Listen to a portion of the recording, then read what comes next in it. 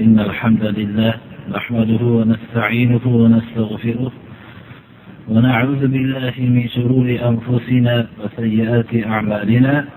من يهده الله فلا مضل له ومن يضلل فلا هادي له. وأشهد أن لا إله إلا الله وحده لا شريك له وأشهد أن محمدا عبده ورسوله. أما بعد، السلام عليكم ورحمة الله وبركاته. Sura Baqaradagi Alloh subhanahu va taoloning iymon keltirgan kishilarga bo'lgan nidosi 10 ta bo'lib, shu nidodan biz 7 ta nidoni o'rgangan bo'ldik. 7-nido iymon keltirgan kishilarning Alloh subhanahu va taolo rizq qilib bergan narsalardan infoq qilishlikka, ularga o'zlarining gunohlaridan qutulishlik uchun oldi sotdi bo'lmaydigan kun kelib qolishligidan. Ya'ni u yerda endi qiyomat kunida insonning bir mulki yo'qki oldi sotdi qilsa, yoinki bir qadrdon birodarlik bo'lmaydigan kun kelib qolishligidan ilgari va bir-birlaridan shafoat iltimoslar qilib yordam bo'lmaydigan kun kelib qolishligidan ilgari infoq qilishlikka bo'lgan buyrug'ini qisman o'rgangandik. Ya'ni bu nido: يا أيها الذين آمنوا أنفقوا مما رزقناكم من قبل أن يأتي يوم لا بيع فيه ولا خلة والكافرون هم الظالمون نداسيدا. الله سبحانه وتعالى rizq qilib bergan narsalardan infoq qilishlikka buyurish insonni infoqqa chorlaydi. Ya'ni Alloh rizq qilib bergan narsadan infoq qilyapman deb inson tasavvur qilmoqligi kerak. O'zim vujudga keltirgan narsa deb tasavvur qilmaydi mo'min kishilar. Mo'min kishilar o'zlarining mulklarini Alloh subhanahu va taolo rizq qilib bergan narsa deb e'tiqod qiladi. Demak, Alloh subhanahu va taolo rizq qilib berdi va boshqalar uchun ham rizq berdi. Ba'zi bir bandalarni sharafli qilishligini, mukarram qilishligini iroda qildida, bir kishiga beradigan rizqning biror bir kishining qo'li orqali yetib borishligini iroda qildi. Mana bu inson beruvchi kishini mukarram qilinganligiga dalolat qiladi. U minnat qilishlikni yoniga ham bora olmaydi. Balki mo'min kishi o'zi dunyo qarashi Alloh subhanahu va taolo kishilarga rizq qilib berayotgan narsani meni qo'lim orqali berishlikni iroda qilib menga Alloh subhanahu va taolo mana bu berishlik sharafini berdi deb e'tiqod qiladi. Bu infoq haqidagi oyatlar Sura Baqarada salkam 3 bet bayon qilingan. Qayerlarga infoq qilishlik kerak? Qanday suratda infoq qilishlik kerak? Mana bu ta'lim ilohiy bizlarga ta'lim bo'lmoqligi kerak. Ular biz shunga muvofiq infoq qilmoqligimiz kerak. Allohning yo'lida bo'lishligi kerak infoq. Shayton yo'lida bo'lmasligi kerak. Shayton yo'lidagi bo'lgan infoqlar qaysilar? Allohga osiy bo'linadigan yo'lda sarf bo'lgan infoqlar hammasi shayton yo'lidagi infoqlardir. Shariat islomiya harom qilgan narsalar yo'lida sarf qilingan infoqlar hammasi shayton yo'lidagi infoqlardir. Val kafiruna humuz zolimun oyati biz o'tgan darsimizda bir qisman qaytarib qo'yapmizki, demak bu yerda kofir kalimasini kelishligi, kofirlar haqiqiy zolimlar degan kalimani infoq oyatidan keyin kelishligi shunga dalolat qiladiki, kufr faqat Allohni inkor qilishlikni o'zi emas, balki kufrun ni'ma. Bu kufrul millah u islomdan chiqaradi. Ya'ni islomga kofir bo'lishlik bu insonni dinsizlar qatoriga qo'shadi. Ammo kufrun ni'ma, ne'matga nonko'r bo'lishlik, mana bu ham al-kufru dunal kufr. Imom Buxoriy ham al-kufru dunal kufr deb bob ajratganlar. Bu nonko'rlik, ya'ni kofir bo'lishlikning bir surati, Allohning ne'matiga shukr qila olmaslik haqiqiy bir zulmdir. Infoq oyatdan keyin kelayotganligi vallohu a'lam shunga dalolat qilsa kerak. Shuning uchun ham ayollarning o'zlarini turmush o'rtoqlarining marhamatlariga shukr qila olmaslikni ham hadis shariflarda kufr kalimasi bilan iste'mol qilingan. Rasululloh sallallohu alayhi vasallam Eid kunida ayollarga vallohu alam alohida bir mav'iza qilganlarida yoki Eid kunida mav'iza qilganlarida aytdilarki, ey ayollar jamoasi, sadaqotlar qilinglar. Chunki ahli jahannamni ko'pini ayollardan ko'rdim dedilar. Shunda ayollarning ba'zilari savol qilishlarki, sababi nima ya Rasululloh deyishganlarda aytdilarki, yakfurna, kofir bo'lishadi. Yakfurna billah, Allohga kofir bo'lishadimi ya Rasululloh deganlarda, yo'q, yakfurnal ashir. O'zlarining turmush o'rtoqlariga nonko'rlik qilishadi dedilar. Ya'ni shunini ne'matlarini bilishmaydi dedilar. Shu demak val kafiruna humuz zolimun umumiy suratda kelyapti, bo'lib ham infoq oyatidan keyin kelyapti. Allohning bergan ne'matlariga shukr qila olmaslik ham kufrning bir turi ekan. Agarchi o'z islom millatidan chiqarib tashlamasa ham, mana bu ayollarning turmush o'rtoqlariga shukr qila olmasligi, mana bu ham jahannamga kirishlikka sabab bo'lishligini bayon qildi. Va hamda kufrning, Allohning ne'matlariga shukr qila olmaslikning bitta surati Alloh yo'lida infoq qila olmaslik ham shukr qila olmaslikdir. Chunki shukr har bir narsaning shukri o'zining jinsidan bo'ladi. Tilning shukri Allohga shukr qilib, til berganligiga Allohning zikri bilan, tilovat bilan mashg'ul bo'ladi va bu til bilan amr ma'ruf qiladi, nahiy munkar qiladi. Mana bu til bilan bo'lgan shukrdir. Qo'li borligiga shukr qilishlik, bu qo'l bilan Allohning buyruqlarini bajarishlikka harakat qiladi. Alloh man qilgan narsalardan o'zini tiyishlik bilan shukr qiladi. Oyog'ining shukri ham Alloh buyurgan joylarga borishlik bilan, Alloh buyurgan buyurmagan o'rinlarga, balki Alloh qaytargan o'rinlardan bosh tortishlik bilan bormaslik bilan shukr qiladi. Mana bu ham ne'matlarga shukr qilishlikdir. Ne'matlarga shukr qila olmaslik nonko'rlikdir. Inson moli davlat bo'lib Alloh subhanahu va taolo haloldan rizq berib davlatman qilganligining shukri, mana shu narsa moli davlatni Alloh buyurgan joylarga sarf qilishlik bilan. Alloh buyurgan joylarga sarf qilishlik, islom bu bilan o'zining tamomiy kambag'al bo'lishligini talab qilmaydi. Birinchi o'ziga va o'zining yaqin kishilariga muruvvat qilishligini islom sadaqat kalimasi bilan ifodaladi. Ibda bi nafsika, Rasululloh sollallohu alayhi vasallam aytdilarki, o'zingdan boshlagin sadaqat. Ibda bi nafsika fatasaddaq alayha. Ya'ni o'zingdan boshlagin, o'zingga sadaqat qilgin dedi. O'zining hojatlariga, o'zining shariatga muvofiq yurishligi uchun sarf qilingan molni islom sadaqat kalimasi bilan ifodaladi. Ibda bi nafsika fatasaddaq alayha. Demak, inson islom istilohida o'ziga sarf qilib ham ajrlanadi. Mana bu undan oshgandan keyin yaqin qarindoshlarga deydi. Mana bu yaqin qarindoshlarga muruvvat qilishlik, Allohning buyrug'i, Allohning buyrug'ini bajarishlik bilan buni ham sadaqat kalimasidan Rasululloh sollallohu alayhi vasallam hadis muboraklarida ifodaladilar. Bu bilan ham ajrlanadi.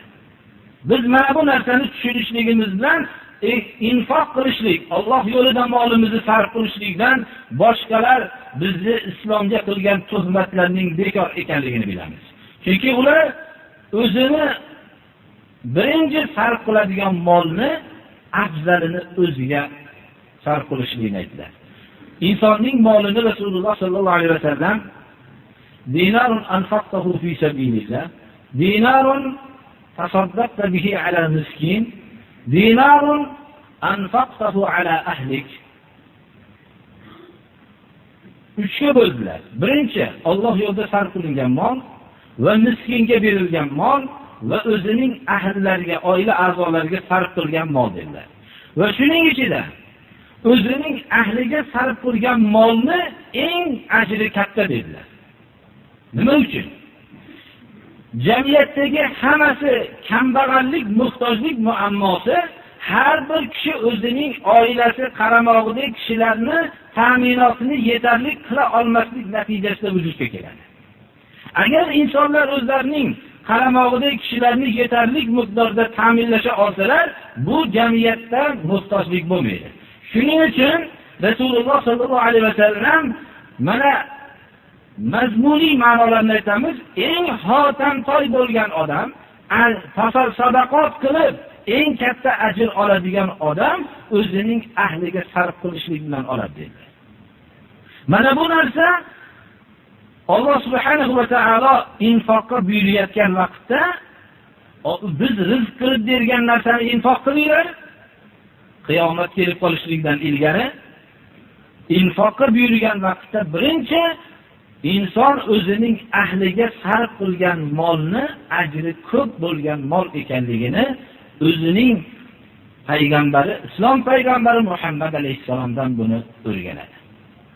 Shundan biz o'zimizga xulosa chiqaramizki, biz xotamtoy deb kim aytamiz? Birinchi o'zini ta'minlagan va ahllarini ta'minlagan, shu ahillarini islomni o'rganish yo'lida farzandlariga infoq qilib yurgan kishining eng katta xotamtoy deymiz.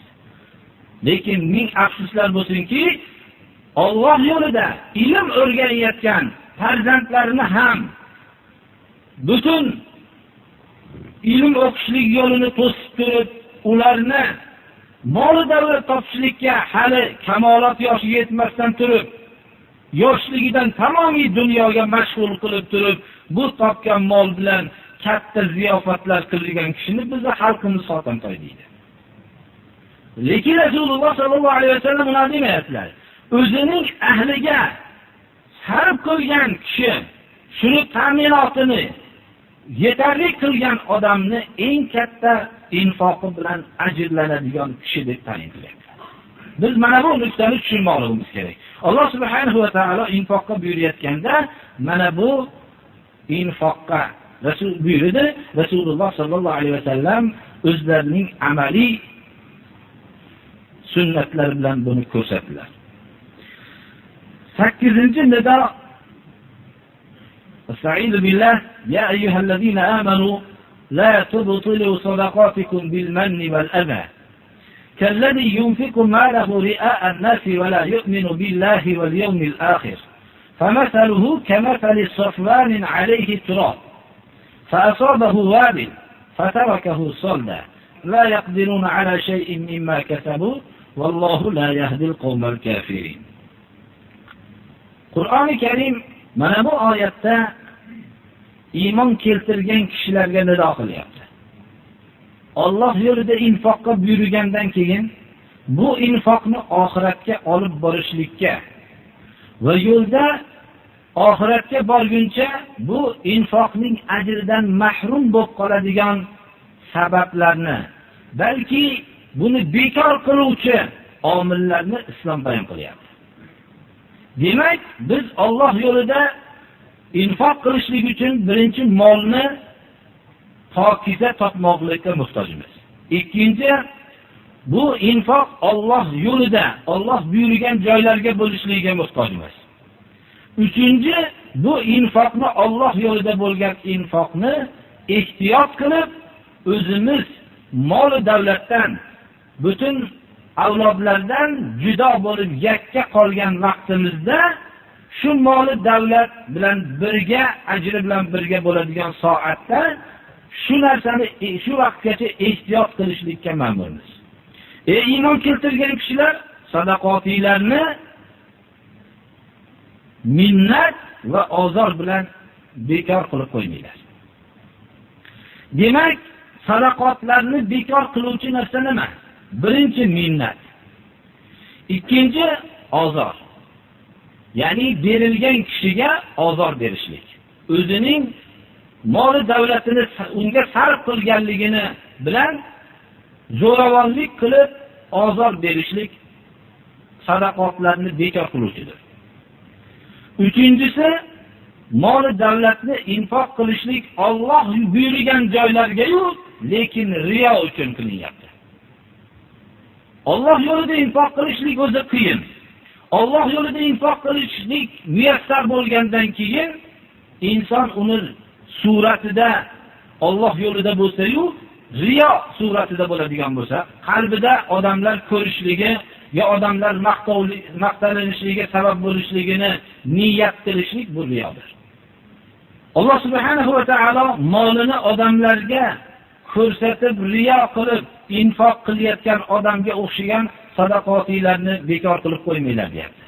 Demak, odamlarga riyo qilib sadaqotini bergan kishining sadaqotlari botil bo'lib tugaganligida shak shubha yo'q.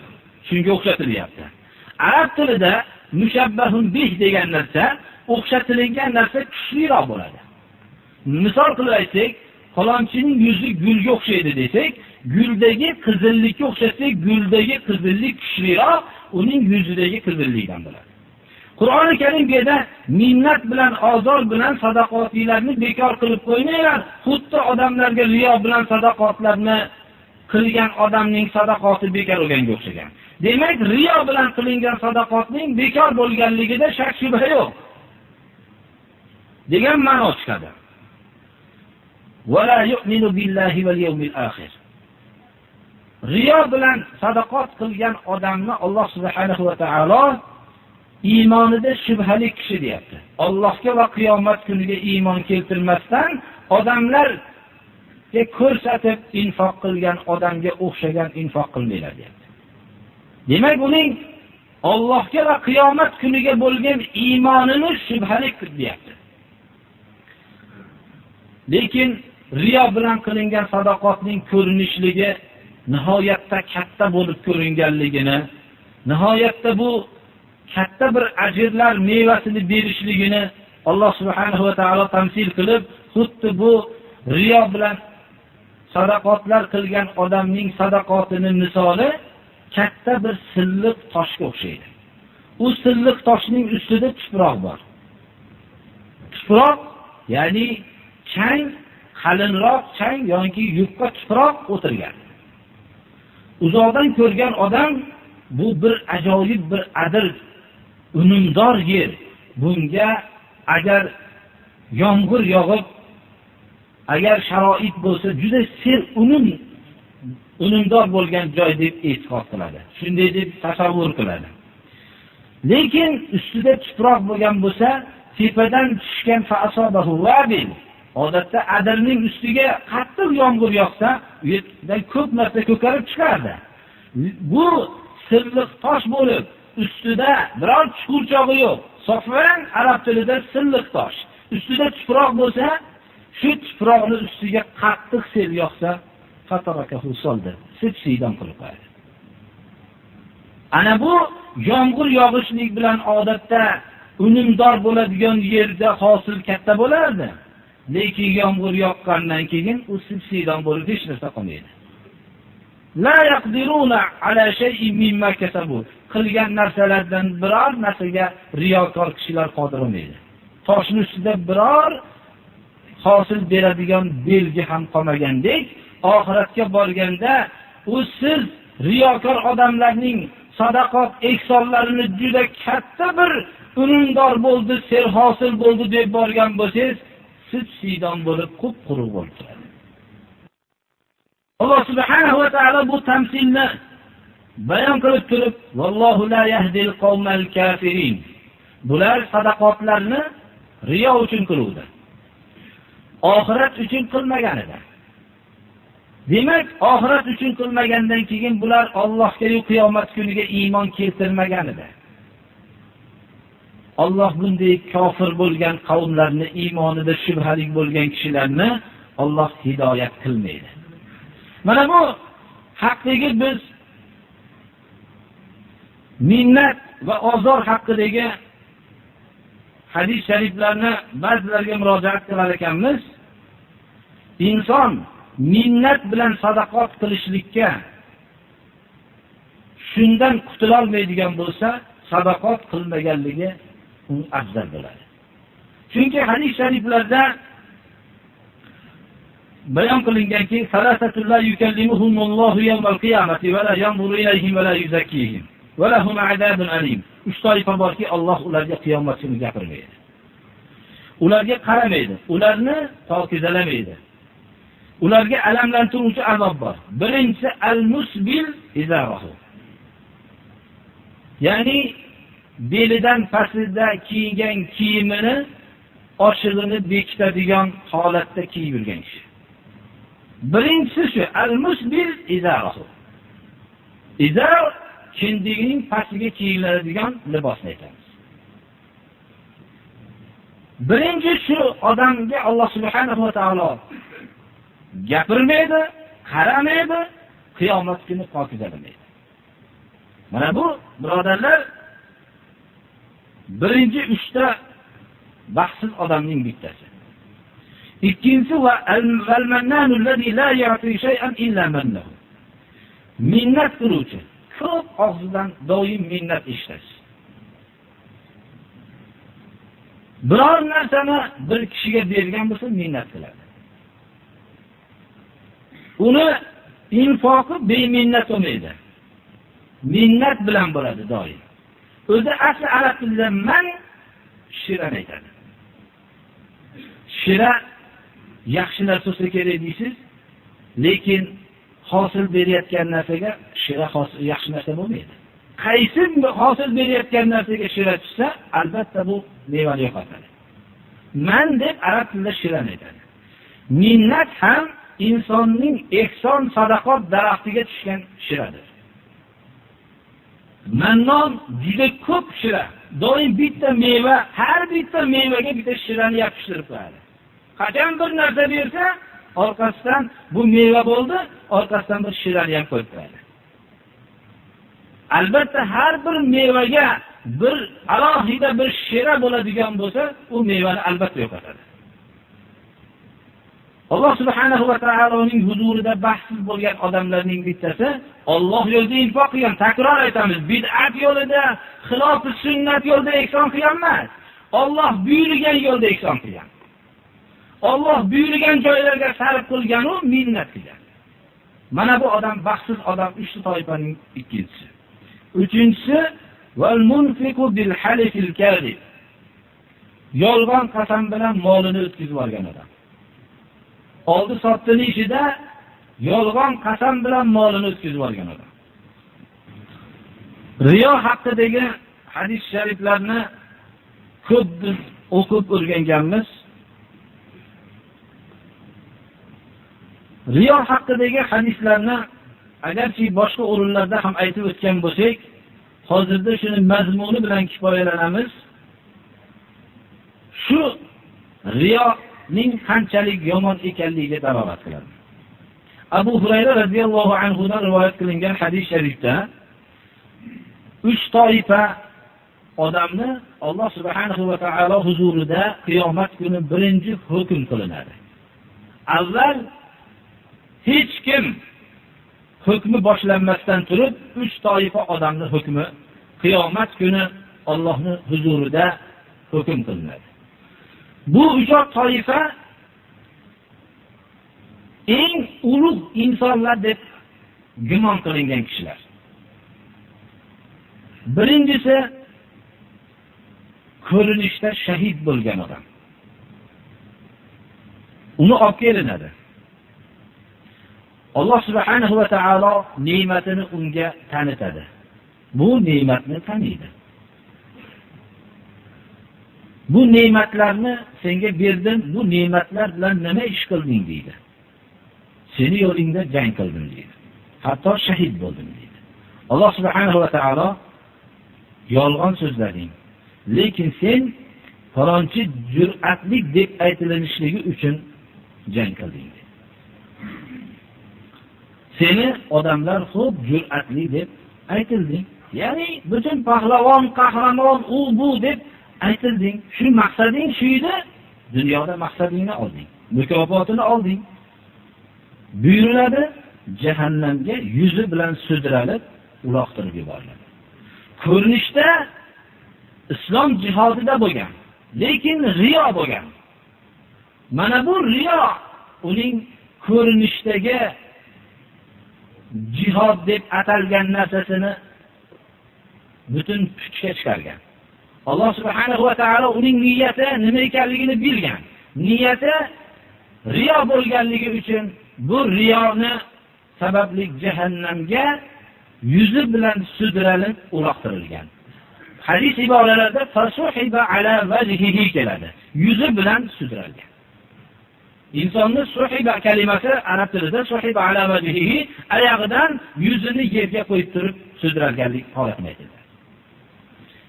Biz insonlar huzurida eng katta bir amalni bajargan, lekin riyo bo'lganligi uchun jahannamga uloqtirilgan. Ikkinchisi, ilm o'rgangan kishi va faqat ilm o'rgangan emas, birodarlar, ilmni o'rgatgan ham. Qur'on o'qigan. Ya'ni Qur'onni bilgan, Qur'on o'qigan kishini qara'al Qur'ona, Qur'onni bilgan kishini bilib o'qigan odamni aytamiz. Ilm o'rgangan, birovlarga o'rgatgan, Qur'onni ma'nolari bilan bilgan. Biz bilan sizni oldimizda eng ulug' odam deb gumon qilinadi. Haqiqatda ham ulug' odam.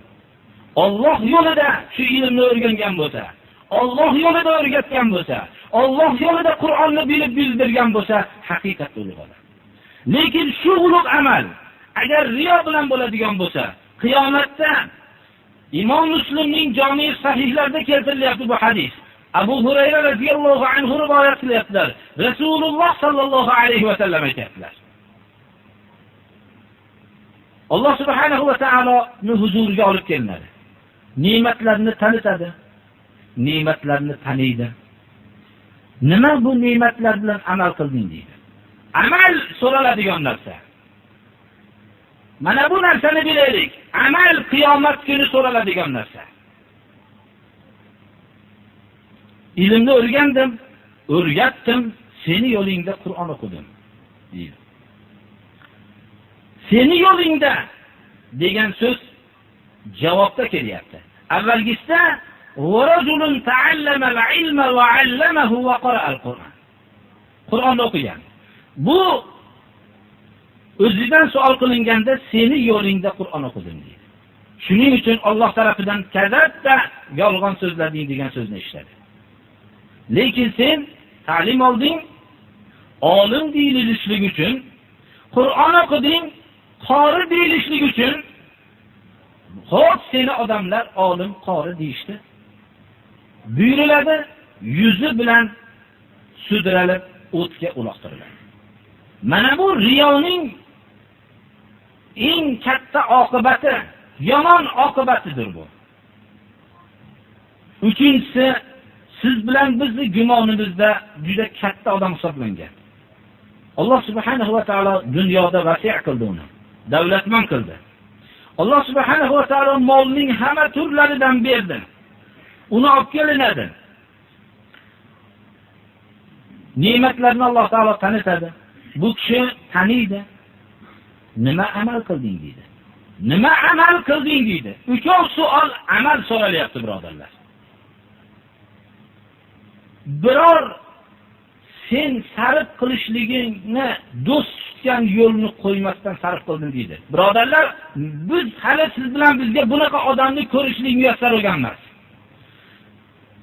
Ibora shuki, "Ma taraktu min sabilin tuhibbu an yunfaqa fiha illa anfaqtu fiha." Laka. Sen sarflanishligini do'st tutgan ey Rabbim deydi. Yaxshi ko'rgan o'rinlardan birortasini qo'ymasdan sarf qildim seni rizoing uchun deydi. Alloh taolo kazabda yolg'on so'zlading deydi. Lekin sen falonchi javvod, saxiy, nihoyatda javon mard deb nom chiqarishlik uchun qilgansan deydi. seni xo'p odamlar saxiy deb maqtashdi. Buyuriladi, yuzi bilan sudralib o'tga uloqtiriladi. Mana bu hadisdan har bir kishi o'ziga xulosa chiqarsinki, dunyoda kim bor bu uch toifadan ulug' odam? Bundan boshqa yo'q. Birinchisi Alloh yo'lidagi jihodda ishtirok etgan, lekin riyo bilan ishtirok etgan. Ikkinchi, Allohning ilmini o'rgangan, faqat o'rganib qo'ygan emas, o'rgatgan, Qur'onni o'qigan, Qur'on o'qishdan ma'nosini bilib, buni Qur'onlarni bilgan kishi. Uchinchi, Alloh subhanahu va taolo davlat bergan, biror yo'lni qo'ymasdan Allohning rizosi bo'ladigan yo'l. Bid'at yo'llari emas, birodarlar, xilof sunnat yo'llari emas, faqat Alloh buyurgan o'rinlarga sarf qilgan-u, lekin riyo bilan qilgan. Alloh yo'liga bo'lmagan sarflarni so'rab o'tirilmaydi, birodarlar. U yerda Alloh yo'lida bo'ladigan narsaning savol qilinishlikka vaqt sarf qilinadigan joy. Mana bu hadis bilan agar biz o'zimizni tarbiyalamasak, boshqa so'z ta'sir qilmaydi. Mana bu riyoning oqibati. Mana bu narsa eng yaxshi ko'zga ko'ringan amalning jahannamga yuzi bilan sudralib uloqtirilishlikka sabab bo'ladigan amalga aylanib ketadi riyo bilan. Dunyodagi eng ko'ringan yaxshi amal mana bunday qattiq bir vahimalik bir holatga aylanadi. Shuning uchun Alloh subhanahu va taolo bizlarni ogohlantiryaptiki, ey iymon keltirgan kishilar, sadaqotinglarni minnat va ozor bilan bekorga chiqarib qo'ymanglar. Xuddi molini odamlarga riyo qilib sarf qilib qo'ygan odamga o'xshagan.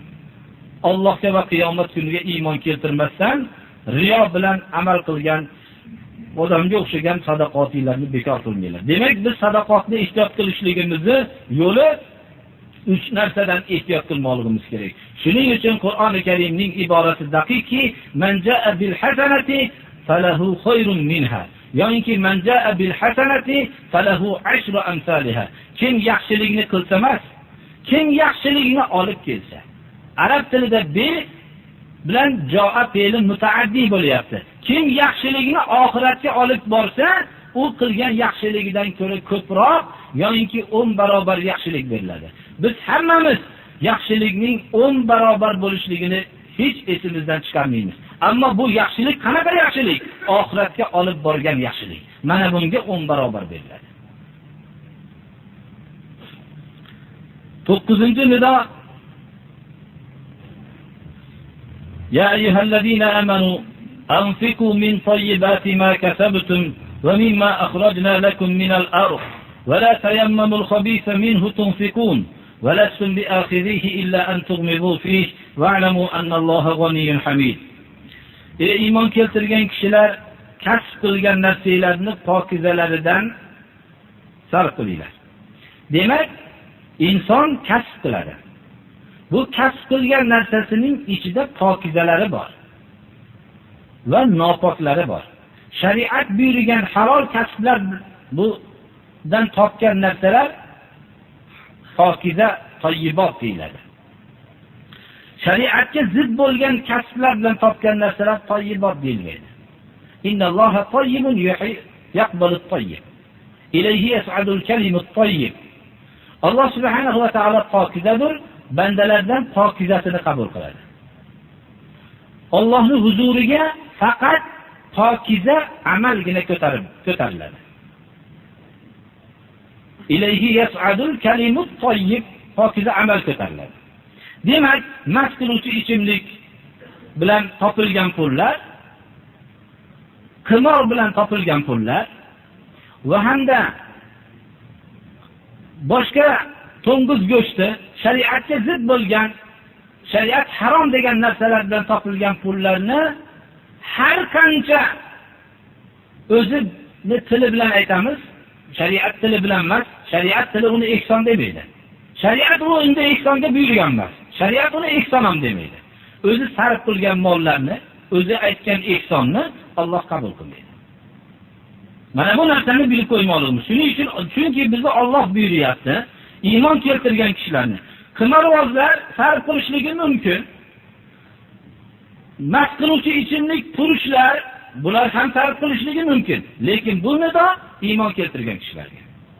Iymon keltirgan kishilar, sizlar kasb qilgan narsaning pokizalaridan sarf qilinglar deyapti. Va mimma akhrajna lakum min al-ard, yerdan sizlarga chiqarib berganmiz, shu narsalardan sarf qilinglar.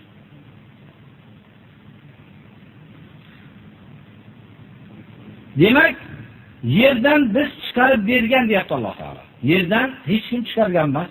Xohlasin chiqarsin mana. Bir urug'ni tashlab chiqarsin. Buni Alloh subhanahu va taolo o'zining hayotdagi o'rnatgan sunnati asosida buni bizga chiqarib beryapti. Demak, uni sizlar chiqarganinglar yo'q. Biz chiqarib berdik deyapti Alloh taolo. Shu narsaning pokizasidan sarf qilinglar. Demak, dehqonchilik mahsulotlaridan Alloh yo'lida infoq qilishlikka Alloh bizni buyuryapti. Kasb orqali topgan narsalarimizning pokizalaridan infoq qilishlikka Alloh buyuryapti. Bu narsani bajarishlik o'zimizni Allohning buyrug'ini o'zimizda mujassamlashtirishlik deb bilmoqligimiz kerak. Wala tayammamul khabisa minhu tunfikun. Infoq qilish, sarf qilishlikka, ihson qilishlikka bu kasb qilgan narsalarni nopokini, yomonini tanlamanglar. Inson dehqonchilikdan ham yomonini bermasin. Kasb qilgan narsalardan ham buni bozorda olmaydigan, buni birovga berib yuboramiz deb turib bermasin. Chunki bu berishlikka buyurayotgan Alloh. Agar bir insonni dadasi bir narsani berishlikka sarf qilsa, dada sarf qilishlikka buyursa, dadam buyurdi deb eng yaxshisini sarf qilishlikka harakat qiladi. Qobil farzandlar. Buni Alloh subhanahu va taolo bizga kasb yo'lini o'rgatgan va hamda yerdan har bir narsani chiqarib berayotgan zot bizni buyuryaptiki, pokizasini sarf qilishligimizga va undan yomonini qasd qilmasligimizga. Chunki valasum bi akhirihi illa an tughmidu fi, o'zingizlarga ham yomonini berilsa, olmaysizlar magar ayblab turib olasizlar. Shuni berib berdi. Bilinglarki, Alloh sizlarni infoqqa buyuryapti. Alloh ihsonga buyurib, sadaqatga buyuryapti. Sizlardan bir narsa olmoqchi emas. Alloh g'ani, hojati yo'q bo'lgan zotdir. Hamidun, Alloh birovlarning maqtoviga muhtoj emas, o'zining zotida maqtalgan zotdir.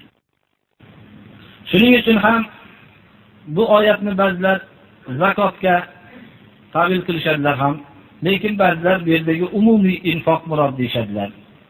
Mana bu mimma akhrajna lakum min al-ard, ulamolar, mujtahidlar hadislar yordamida ushul mana bu narsalarni bizga ta'lim berishganlarki, yerdan chiqarilgan narsalarning suv bilan, bepul suv bilan sug'orishlik natijasida ungan dehqonchilik mahsulotlariga undan bir berilishligi, agar pullik bo'ladigan bo'lsa 20 dan berish, suv pullik bo'lgan suratda 20 dan bir berishligini bizlarga mana bu boshqa yo'llanmalar asosida bizga shu narsalar ma'lum bo'lgan.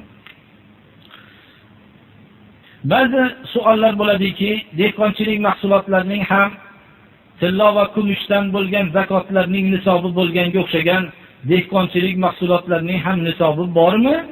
Yoki ushur berilganda ozgina bo'lsa ham shuni beriladimi?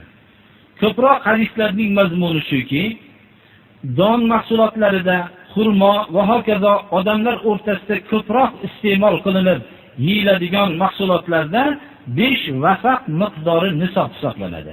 Bir vasaq deb 60 son aytiladi. Bir so bo'lsa 4 mud hisoblanadi. Bir mud bo'lsa bir hovuch hisoblanadi. O'rtacha miqdordagi hovuchda bir mud bug'doy yoki o'rtacha miqdordagi bir hovuch hisoblansa, 4 hovuchi bir so bo'ladi. 60 so, ya'ni 60 so bo'lsa 240 hovuch hisoblanadi, bir vasaq hisoblanadi. Shundan 5 vasaq miqdoridir. Ba'zi ulamolar tarafidan buni qancha vazn kelishligi ham tayinlangan umumiy hisob shundir. Biz ixtilofli fikrlarga o'tmaymiz. 10-nido Alloh subhanahu va taolo iymon keltirgan kishilarni taqvoga buyuryapti. Va taqvoga buyurishlik bilan bevosita ribodan voz kechishlikka buyuryapti. Estaizu billah ya ayyuhallazina amanu ittaqulloh va zaru ma baqiya minar riba in kuntum mu'minin. Fa in lam taf'alu fa'zaru biharbin minallohi va rasulihi. Va in tubtum falakum ru'usu amwalikum la tazlimuna va la tuzlamun. Ey iymon keltirgan kishilar, Allohdan taqvo qilinglar. Allohdan qo'rqinglar va qolgan o'rtanglarda qolib ketgan ribolardan voz kechinglar. Tashlanglar agar mu'min bo'lsanglar. Ribo butun dunyoda shoir bo'lgan amal edi. Rasululloh sallallohu alayhi va sallam payg'ambar bo'lib kelganlarida biror bir ribosiz muomala qiladigan odam yo'q edi, magar Alloh mustasno qilgan zotlargina bor edi. Mana bu ribodan voz kechishlikka Alloh taolo buyurdi. Agar mu'min bo'lsanglar. Hozirgi vaqtda ham bu ribo nihoyat darajada avj olgan amaldir. Islom riboni qat'iy harom qildi. Ribo bilan shug'ullangan odamni qiyomat kuni xuddi bir jin tekkan odamning dovdirab turishiga o'xshagan turadi. Qachonki jin shayton uni qattiq bir intizomsiz suratda urayotgan odam dovdirab qolganda turadi. Qachonki tik turishligi bilan yana shu zarba paydo bo'ladi-da, shu shaytonning zarbasi paydo bo'lishligi bilan yana dovdirash boshlanadi. Qiyomat kunida turishligi shunday achinarli bir holatda bo'lishini bayon qildi. Rasul sallallohu alayhi va sallam riboni yeyuvchiga la'nat aytdilar. Ummatlariga mehribon bo'lib, hatto osiy bo'lgan ummatlarini ham haqqiga duo qilgan zot riboni yeyuvchi odamga la'nat aytdilar. Qalblarda ribo yeyuvchi odamga mehrni qo'ymadilar. Alloh uchun yomon ko'rdilar va la'natlarini e'lon qildilar. Allohning la'natini e'lon qildilar. Alloh ribo yeyuvchiga la'nat qilsin dedilar. Va yedirishlikka, yeyishlikka sabab bo'luvchi mukiliga ham Allohning la'nati bo'lsin dedilar. Shu riboni yozib, riboni vujudga kelishligiga sabab bo'lib yozib turgan odamga ham la'nat bo'lsin dedilar.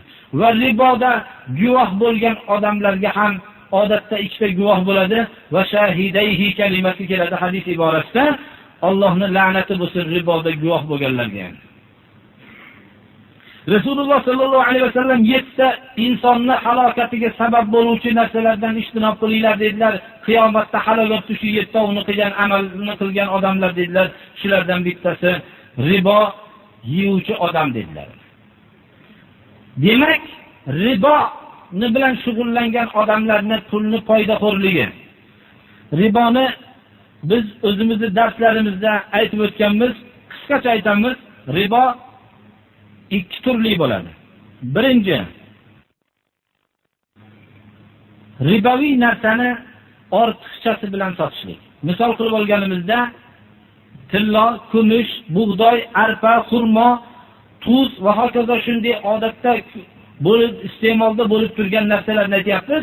Shu narsalarni agar bir xurmoning bir turi yoyinki arpa yo bug'doy shunga o'xshagan narsalarning bir turini ikkinchi bir turiga tengma-teng, qo'lma-qo'l berilsa ribo bo'lmaydi. 1 kiloga 1 kilo shu vaqtda berilishligi bilan ribo bo'lmaydi. Ammo 2 kilo yomon bug'doyga 1 kilo bug'doyga 2 kilo yomonroq bug'doyni, sifati pastroq bug'doyni almashtirilsa ribo bo'ladi. Buning yo'li nima? 2 kilo bug'doyni sotiladi. Pulga sotib turib, shu pulga bug'doyni, yaxshi bug'doyni sotib oladi. Mana bu halol bo'ladi. Buni ribol fadl deydi arab tilida.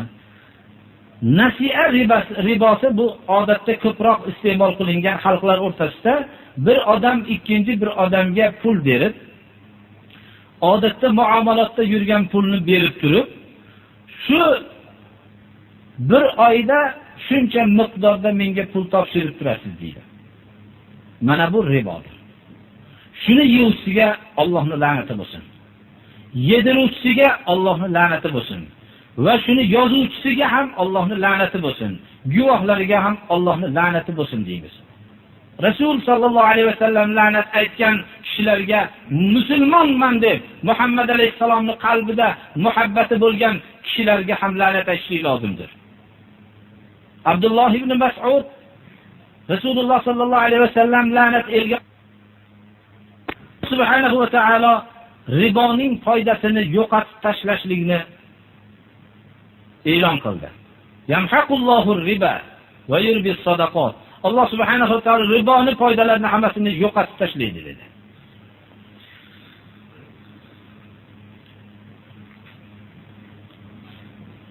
Sura Baqaradagi oxirgi 11-nido harf haqidadir. Qur'oni Karimdagi eng uzun oyat qarz haqida bayon qilingan oyatdir.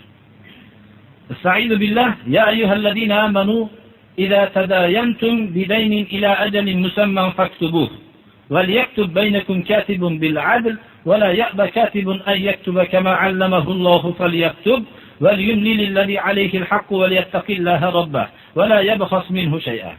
Shu oyatning oxirigacha qisqacha ba'zi mazmunlar bilan tanishtiramiz. Alloh subhanahu va taolo iymon keltirgan kishilarni nido qilyaptiki, qarz muomalotlarni qilganda bir necha hukmlarni bayon qilyapti. Bu hukmlarga rioya qilishlik zarur ekanligini bildiryapti. Shu qarz hukmlarga rioya qilmaslik mu'minlar o'rtasidagi qarzlarning o'talishligi yo'q bo'lib ketayotganligiga sabab ham o'zi qarz beruvchi odamlar deb aytasak to'g'ri bo'ladi.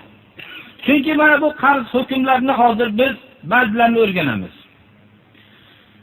Qarz hukmlarining birinchisi 3 kunlik yo 3 kundan ko'ra ko'proq muddatga so'ralgan suratda kitobat qilishlik shartdir. Bu tafsirlar bilan bilyapmiz. Chunki ila ajalin musamma oyatini dalolat qiladiki, 3 kun va 3 kundan ko'ra ko'proq muddatga. Tafsir bilan shu ma'lum bo'ladi. Demak, qarz berishgan bo'lsanglar, o'rtada qarz muomalasini qilgan bo'lsanglar, muayyan muhlatga qarz muomalasida bo'lsanglar, yozib qo'yinglar dedi. Yozish mizojiy masala emas. Yozish Allohning buyrug'i.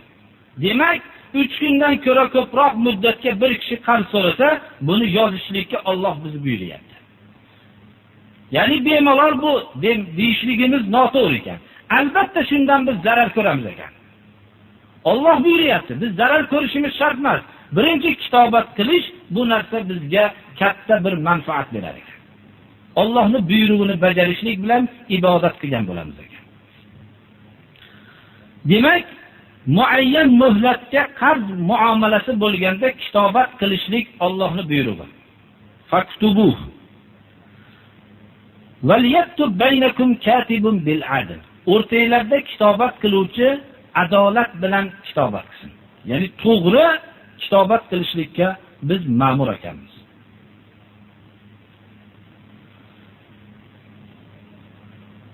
Wala ya'ba katibun an yaktuba kama 'allamahu Allah. Demak, qarzni kitobat qilishlikdan hamma xo'p deb kelavermaydi. Bir kotibni chaqirib, shuni men falonchidan qarz olyapman, shu o'rtadagi shu qarzimizni kitobat qilib qo'ying degan vaqtda kotib bosh tortmasin yozishlikdan. Alloh bunga yozishlikka qodir qildi. Bir imloni yozishlikni Alloh taolo bildiribdi. Allohning bu ne'matiga shukr qilib, kotib shu narsani yozishlikdan bosh tortmasin. Falyaktub, yozsin shuni. Yozuvchi, ya'ni odamga imlo qilib aytib turgan kishi qancha miqdordaligini aytuvchi kishi allazi alayhil haqqu. Haqni olayotgan qarzdor shuni yozdirsin. Qarz beruvchi emas, qarz oluvchi shuni yozdirsin deyapti Alloh taolo. Alloh Rabbidan taqvo qilsin, biror narsani kamaytirib yozib qo'ymasin. Agar qarz oluvchi kishi shunday odamki safihan, xat yozishni bilmaydi. Ya'ni aqlan zaif yo'inki umuman imlo qilishlikka, aytib berishlikka qodir emas. Shuni ham aytib bera oladigan darajadagi emas. Aqlan zaif bo'lsa, unda valisi shu qarz oluvchining valisi adolat bilan yozdirsin. Va ikkita guvoh kishilardan ikkita guvoh hozirlasin. Yo'inki bir ikkita ayol guvoh bo'lsin. Mana bu guvohni ham Alloh subhanahu va taolo buyuryapti. Kimlar ular? Mimman tarbawna minash-shuhada. Guvohlikka o'tadigan kishilardan. Mabodo shunda biror ayolni sha'niga tuhmat qilgan kishi bo'lsa guvohlikka o'tmaydi. Darslarimizda avvalda aytib o'tganmiz. Odamning guvohligi endi insonlik guvohlik safida u odam manzili tushadi. Odamning so'zini e'tibori bo'lmaydi. Chunki ikkita guvoh bo'lishlikdan asli hikmat, ikkita kishidan yo'inki bir kishi ikkita ayol bo'lishligidan hikmat shuki, Alloh subhanahu va taolo bayon qilyaptiki, bittasi adashib qolsa, ikkinchisi eslatadi. Guvohlar chaqirilgan vaqtda guvoh bo'lib qo'yinglar degan vaqtda bosh tortmasin. Haqiqatda guvohni chaqirsa, "Yo'q, men bu ishga guvoh bo'lmayman" deydi. Nimaga? Butun tuhmatlar davrida bunaqa narsalarga guvoh bo'lganlar ko'p zararlar ko'rganligi uchun bosh tortadi. Lekin islom o'zining nizomi bo'lib turgan vaqtda bunday bosh tortmasin. Chunki bu yerda bosh tortishadigan bo'lsa, albatta unga qattiq jazoni zararlanadigan bo'lsa, islom uni himoya qiladi.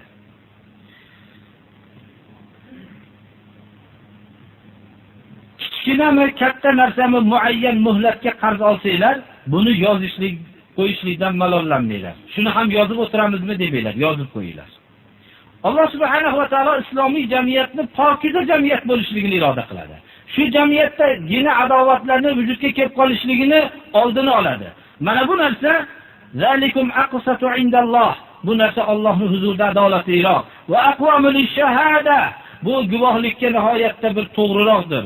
Va adna alla tartabu, shubhalanib qolmasliginglar uchun yaqinroqdir. Demak, zalikum aqsatu indalloh kalimasi juda og'irki, Allohning huzurida adolatli degani qarz Allohning huzurida so'raladigan amal ekanligiga ishora bo'lyapti. Shuning uchun ham Rasululloh sallallohu alayhi va sallam janoza namozini o'qishlikdan ilgari bu mayitni qarzi bo'lsa kim o'taydi dedilar. Men degan odam chiqmasa, birodarlarning janozasini o'qinglar deb o'zlari o'qimasdilar. Shuning uchun ashoblar qarz bo'lishdan ehtiyot bo'lishardilarki, meni janozamni Rasululloh sallallohu alayhi va sallam o'qimay qo'ymasin dedilar. Islom g'animat ko'paygandan keyin aytdilarki, endi bu mayitni qarzi bo'lsa men to'layman dedilar. Agar moli davlat qilgan bo'lsa merosxo'rlarga dedilar. Qodir bo'lganlarda shunday dedilar. Shahidning hamma moli mulk, shahidning hamma gunohlari kechiriladi. Shahidning fazilatlari hisobsizdir birodarlar. Hammamiz buni ko'p eshitganmiz, ammo qarzi kechirilmaydi dedilar. Qarz shu unga hijolatlik bo'lib turaveradi dedilar. Buni Jibril menga xabar berdi dedilar Rasululloh sallallohu alayhi vasallam. Magar kitobat qilmasligilar mumkin, tijorat o'rtalarida idora qilib turgan naqd bo'lsa. Ya'ni 3 kun muddatdan ozroq, 1 kunlik, 2 kunlik va yo shu kunda bo'lib ado qilinadigan bo'lsa, uni kitobat qilmasligilar mumkin. Uni yozmasanglar sizlarga gunoh yo'q deydi. Bay qilgan vaqtinglarda guvoh qo'yinglar. Ya'ni biror uyni savdosi bo'lsa, yo'inki boshqa bir sayyorani savdosi bo'lsa, u umuman biror bir narsalarning savdosi bay qilishgan vaqtinglarda guvoh bo'lsin dedilar. Alloh subhanahu va taoloning buyrug'idir bu. Yozuvchi qarzni yozib qo'ygan odamni zararlantirilmasin. Guvohlarni ham zararlantirilmasin. Agar shu yozib qarzni xolis yozib bergan odamni, qarzga xolis guvoh bo'lgan odamni zararlantirsanglar, bu sizlardagi fisq, gunohdir deyapti Alloh taolo. Ba'zi guvohlar bo'lishligi mumkin uzoqroqda turgan. Ba'zi guvohlar yozib bergan odamlar uzoq masofada turgan bo'lishligi mumkin.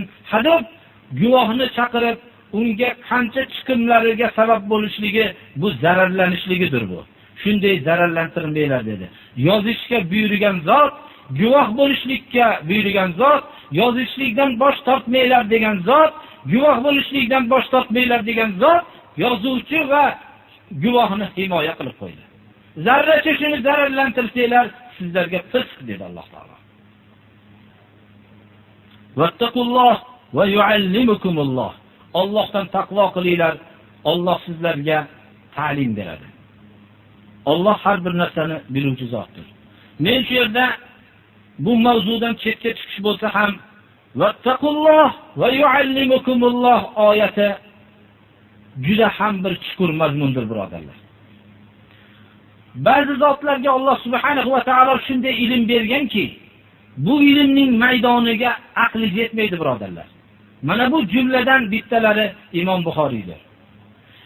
Butun dunyo ulamolari Imom Buxoriyning ulug'ligini, ilmining nihoyat darajada kengligini bilishlik bilan ovora bo'lib ketyapti.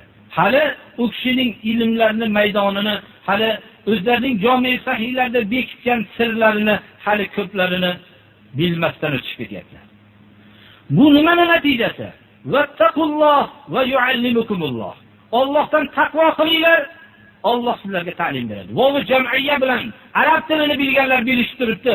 Vov jam'iyat bilan kim Alloh menga ta'lim bersin, shunday bir ilmlarni o'zini qalbimga jo qilsin deb Allohning ta'limi menga bo'lsin desa, vattaqulloh degan buyrug'iga bo'ysunsin. Allohdan taqvo qilinglar deb Alloh buyuryapti. Undan keyin fe'l muzorini vov jam'iyya bilan atf qilyapti. Alloh sizlarga ta'lim beradi.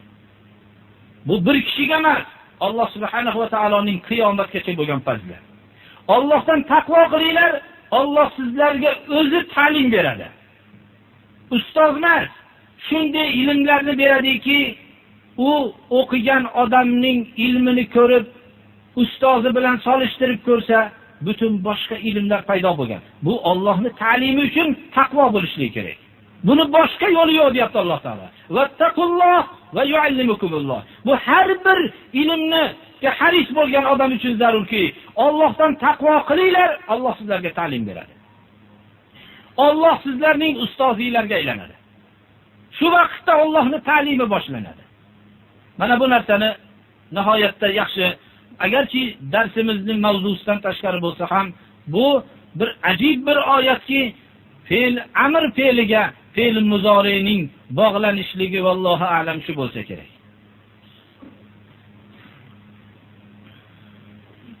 Zakotlarni ba'zi bir dinda bo'lmagan qarindoshlarga berilsa bo'ladimi deb so'rabdilar. Islomni moyil bo'lib qolishlik niyatida bersa bo'laveradi.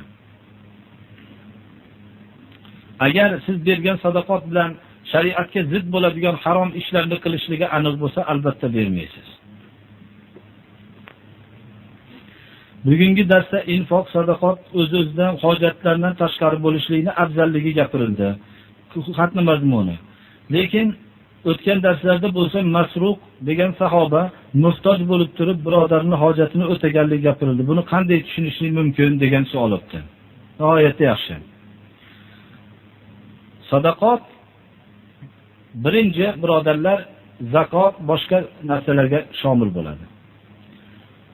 Birinchi o'zidan boshlashlik afzal ekanligida shak shubha yo'q. Ba'zi o'rinlarda o'zi muhtoj bo'lib turib, birodari undan ham muhtojroq bo'lgan vaqtda berishlik afzal ekanligida ham shak shubha yo'q endi. Buni o'zi insonning fitrati, buni alohida bir hujjatlashlikka ham hojati yo'q. Buni o'zi vaziyat hal qilaveradi. Ba'zi o'rin bo'ladiki, siz o'zingizdan ko'ra boshqa birodaringizni hojatini muqaddam qilishingiz afzal bo'lishligi ko'rinib turadi.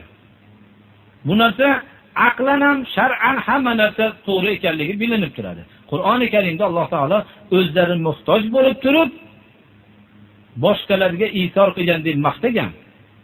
Bun bilan avvalgi gapning bir-biriga ziddiyati yo'q. Ansorlarni Alloh taolo o'zlari muhtoj bo'lib turib birodarlarga berishadi deb maqtadi. Nima uchun?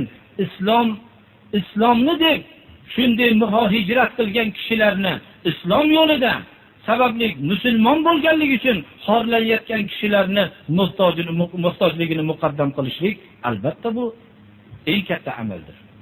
Infoq bunda bu o'zining hojatidan boshqa odamning hojatini muqaddam qilishlikka Bu albatta shu zarur ekanligi dalolat qiladi. Lekin islomiy hojatlar, shaxsiy hojatlar, boshqa hojatlar bo'lsa, unda o'zining hojatini muqaddam qilishlik afzal bo'ladi. Bilaja uzuk haqida ko'p savol o'tdi birodarlar.